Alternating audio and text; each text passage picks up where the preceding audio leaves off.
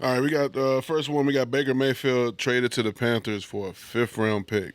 Yeah, so it's a conditional 5th-round pick. If he plays 70% of the snaps with the Carolina Panthers, it turns into a 4th-round pick. We knew this was happening, right? We knew this was the inevitable. The Browns weren't going to hold on to Baker Mayfield for any longer. Now it's official.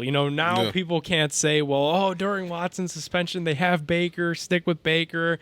It's all out the window now, man. He's gone.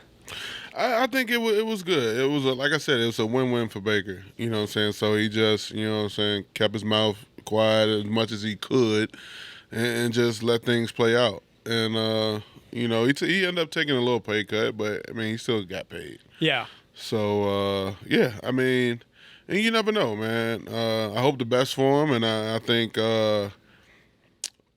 new scenery helps a lot of guys. So, and he's definitely going to have a bigger chip on his shoulder now than Carolina. So I look forward to seeing what he does. Dude, what he does. all the chips for Baker. We're gonna have to make some salsa to go with all these chips.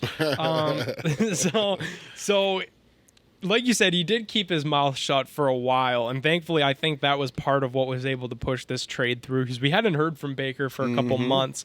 Now he did have his first interview with Panthers.com, which is just the team's website, where he told the reporters over there of his time in Cleveland. I tweeted this out at Nick Pedone 12. Baker said, a lot of ups and downs, a lot of things I learned, but when it came down to it, it was wanting a fresh start, wanting to be with a coach and GM that truly wanted me, and just wanting the same thing, and that's to win football games. Little dig at the Browns there with the coach and GM that wanted him. Yeah, of course. Because you draft this guy first round, and then, a few years later, you bring in a top guy, to replace him. Yeah. But, it's life. It's the NFL. Baker knows that, so it is kind of like a little dig. But at the same time, he knows it's a business, man. As soon as they draft you, they're looking to replace you. So, yeah.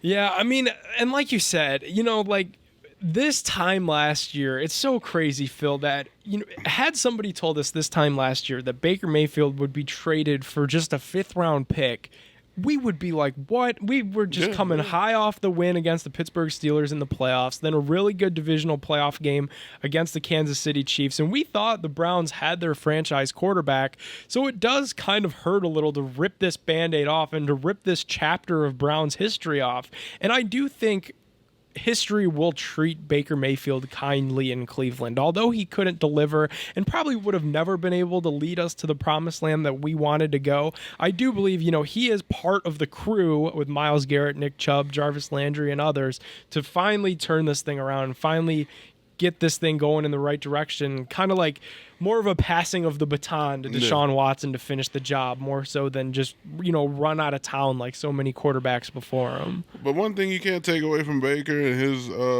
his time in Cleveland is beating the Steelers in the playoffs. Yeah. As a Cleveland Brown, and as much as we done went through, he can tell us that till he blue in the face, and we can't tell him nothing about it.